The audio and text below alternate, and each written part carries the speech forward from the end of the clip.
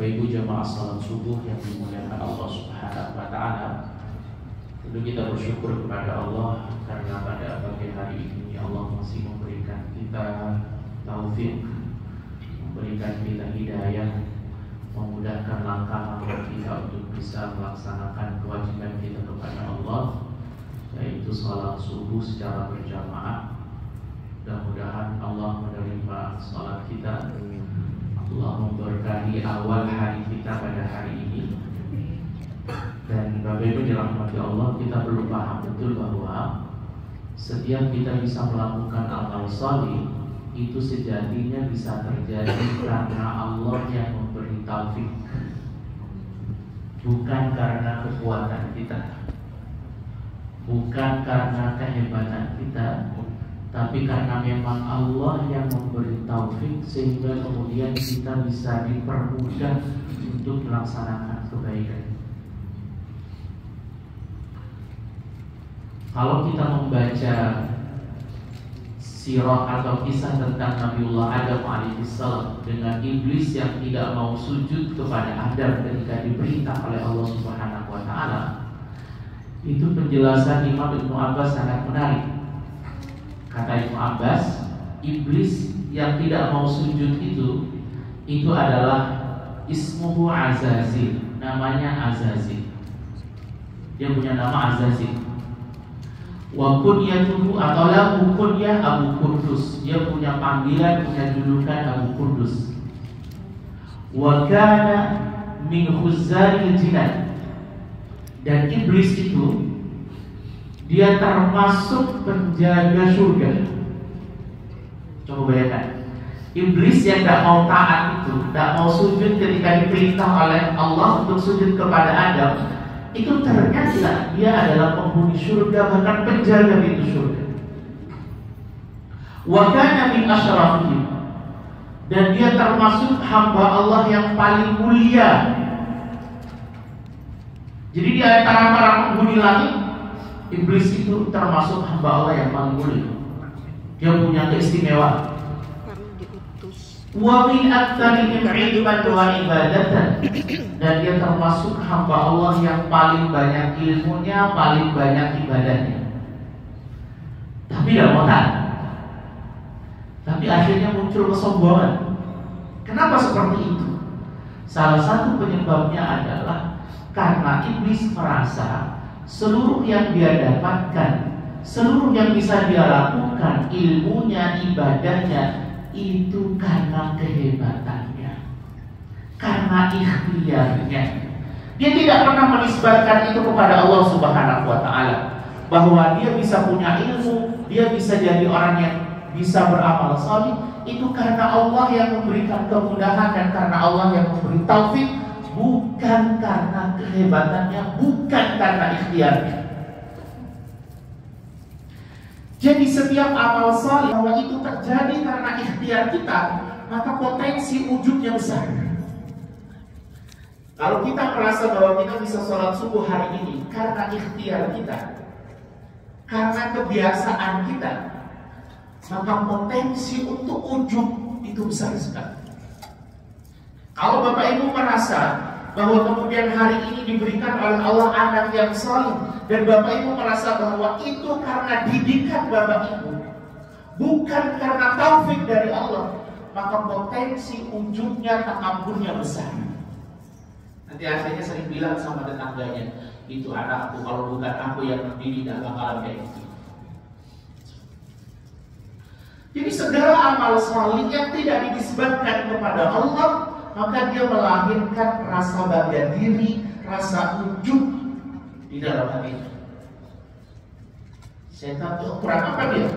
Min asyrafihim wa min aktsarihim ilman wa ibadatan. Dia paling mulia, paling banyak ilmu, paling ahli ibadah, tapi pada akhirnya harus kibar, harus takabur karena dia merasa seluruh kebaikannya itu karena ikhtiar dia, bukan karena taufik dari Allah Subhanahu wa taala.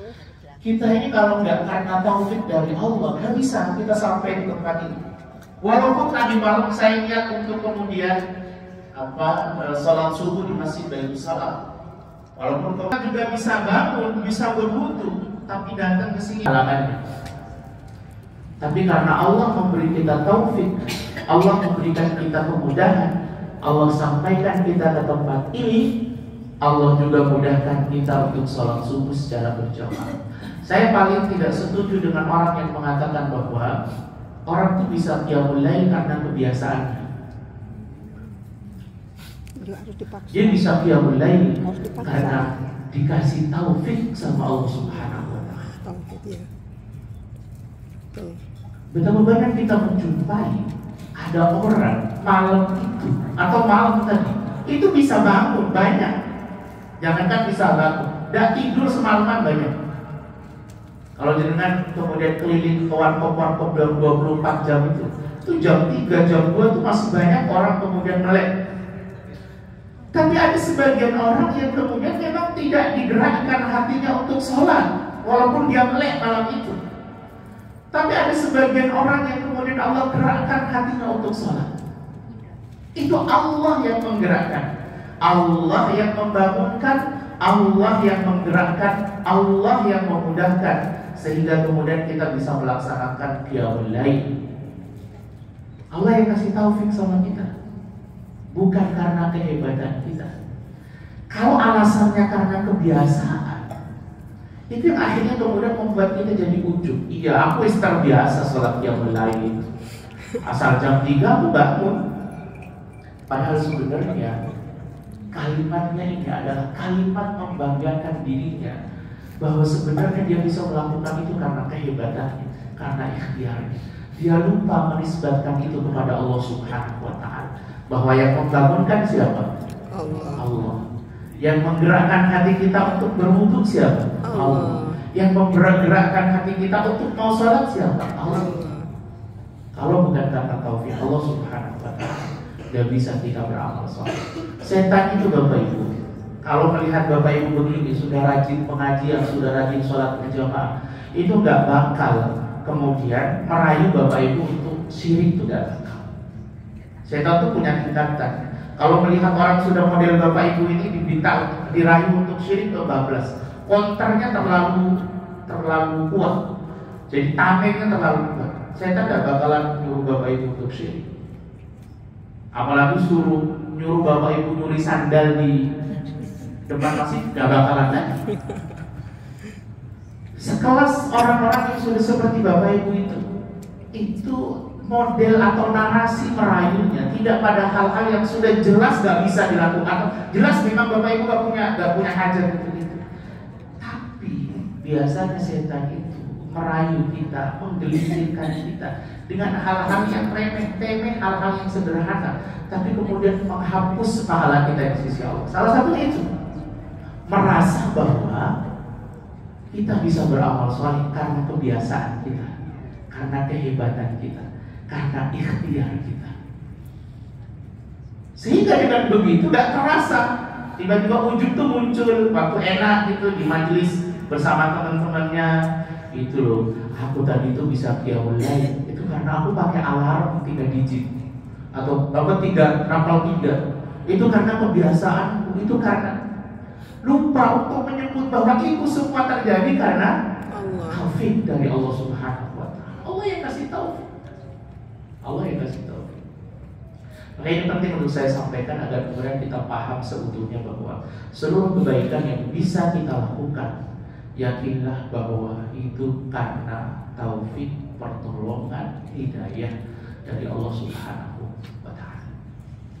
Bapak Ibu dirahmati Allah Subhanahu wa Ta'ala, pagi ini kita akan membahas satu bahasan yang saya pikir sangat menarik, cocok buat kita semua sebagai seorang ibu, sebagai seorang ayah. Kita akan bicara tentang ayah bunda, tolonglah anak. Cuma yang dirahmati Allah, ini penting buat kita semua bahwa kita punya anak, kita punya keturunan, dan kita perlu menolong mereka agar mereka bisa tumbuh dalam keadaan salih, agar mereka kemudian besar dalam keadaan taat sama Allah Subhanahu wa Ta'ala. Saya akan memulai ini dari satu kisah yang sangat menarik yang Allah ceritakan di dalam Al-Quran. Ketika kita membaca surah Al-Kahfi itu Bapak Ibu, setidaknya kita kemudian akan mendapati bahwa di dalam surah Al-Kahfi yang kita baca setiap hari Jumat itu, setidak-tidaknya Allah mengisahkan kepada kita tentang 4 hal, ya, tentang 4 kisah.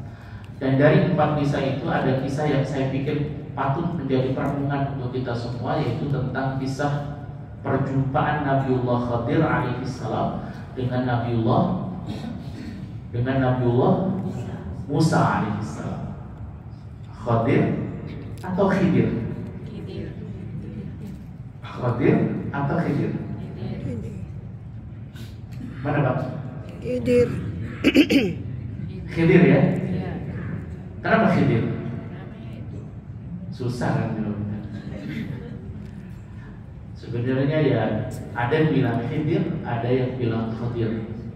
Saya termasuk yang ikut pendapat yang mengatakan Khadir. Kenapa Khadir?